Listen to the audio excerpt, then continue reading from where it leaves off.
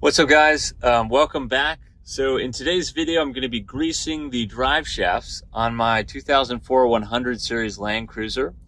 And this video is a part of a full series I'm doing on everything that you need to know to restore your Land Cruiser back to its stock driving and handling. So check out the description for a link to that playlist. You can see the other videos I've done there. But as far as this job goes, greasing the drive shafts, the point of it is to eliminate a clunk. And actually, there's two kinds of clunks that this car often faces when it gets older. One is you feel like kind of a clunk when you shift from drive to reverse or reverse to drive.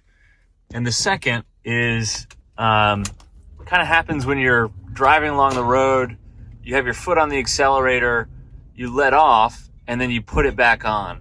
And if you feel things kind of slam into place, that's another example of this clunk that the 100 series often faces when when things kind of wear out after 10, 15, 20 years.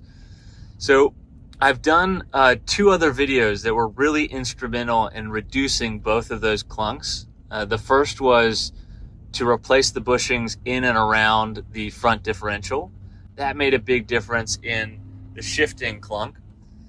Then I also replaced both CV axles and drive flanges on the front two tires, and that made a really big difference in the sort of accelerating while driving clunk. But that said, even after those two jobs, I still had sort of a trace of a clunk or like a slamming into gear or into momentum as I was driving, letting my foot off the gas and putting it back on. And greasing the drive shafts is what was kind of the final remedy or the final straw in reducing or eliminating that clunk. So now that I've done this job, it's the car's driving awesome. It's really as smooth as it could possibly be accelerating. So I'm a huge fan of this job. It only takes maybe 15 or 20 minutes, and I would say I spent like $30 on a grease gun and grease. I got those from Amazon, so I'll include the link in the description for the parts that I used. But yeah, if you're facing this clunk, definitely check out the other two videos and check this one out, and hopefully that'll help you remedy yours as well. Last thing I want to say is that I am, I'm not a professional mechanic. I like to show these videos as a way to help you visualize the job and visualize how to do maintenance on these cars. But of course, always, do your own research. And if you're unsure, consult professional help. All right, so here's everything we need for the job today. We have a grease gun with a standard Zerk fitting. Inside is NLGI 2 grease. I'll share the details of the brand and such of that grease in the description of this video. I have a couple brushes just to clean those Zerk fittings so we're not pumping dirt into the U-joints or the slip yokes. I've got a jack and two jack stands. And the main reason for this is that if you get the wheels off the ground, you're allowing those drive shafts to expand and the slip yokes to expand so that when you pump grease in, it actually gets where it needs to go. Ideally, you would have 4 jack stands and you would take all 4 wheels off the ground. And what that would allow you to do would be to put the car in neutral, put the transfer case in neutral, and then you could kind of manually manipulate the drive shaft to turn it. Sometimes those Zerk fittings are like hidden away in the U-joints and they're hard to get access to if they're not pointing in the right direction. In my case, with only 2, I'll be lifting the back wheels off the ground just to, again, get a little expansion in that rear drive shaft. But if the Zerk fitting doesn't have an orientation that's accessible to my grease gun, I'll have to put the car down on the ground, drive it a few inches forward, and get to a point where I can access it. So today we're going to be greasing 6 points. The Land Cruiser has 2 drive shafts, one that goes forward from the transfer case into the front differential, and one that goes backward into the back differential. Each one has 2 U-joint Zerks kind of hidden in the U-joints on either end of the drive shaft, and then in the middle or near the middle, they each have 1 slip yoke. So we'll be greasing those 6 points today. All right, so I am just behind the passenger side front tire and looking at the front drive shaft. you can see this is the frontward or forward U-joint. And just inside there, you can see the Zerk fitting for the U-joint. Here's the Zerk fitting for the slip yoke. And this is the slip yoke, right? So this allows the drive shaft to expand by this smaller part sliding in and out of the bigger part. And then you can't see it too well, but there's another Zerk fitting just inside the rearward U-joint. So I'm going to take my brush and clean each of these off and pump some grease into them. All right, so I've got my grease gun connected and ready to go.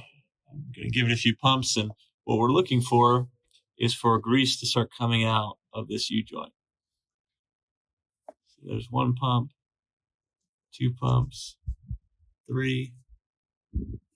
All right, and you can barely see that, but you start to see grease coming out of those joint ends, and that's how we know we're done. And here's the rear U-joint for the front drive shaft.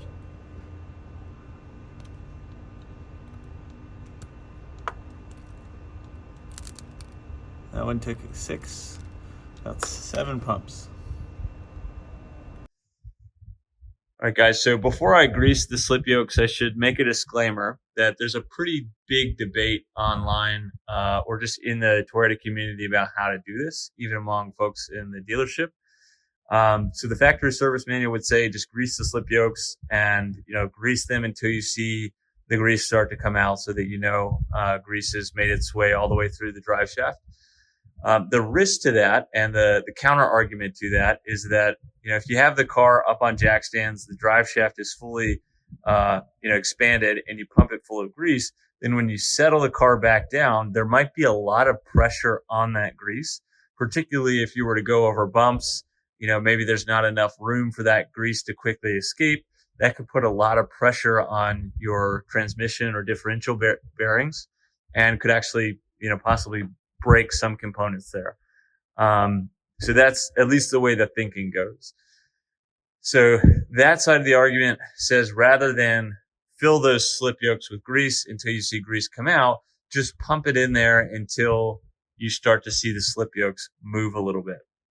So, obviously the advantage of that is that you don't run the risk of, putting pressure on the transmission or, the transfer case or the differentials.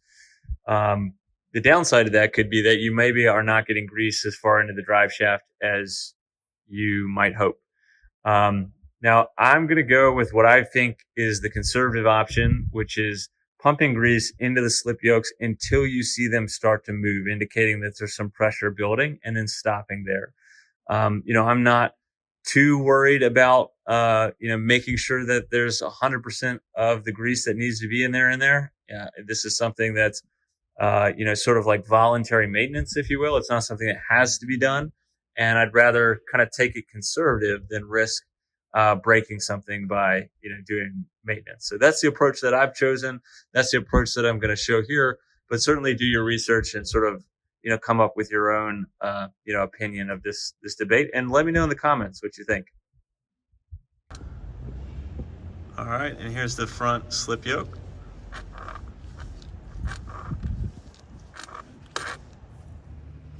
All right, it took about 40 pumps, but I've gotten to the point where that slip yoke is moving a little bit with each pump. So I'm going to stop right here. All right, here's the frontward U-joint on the rear drive shaft. Let's start pumping here.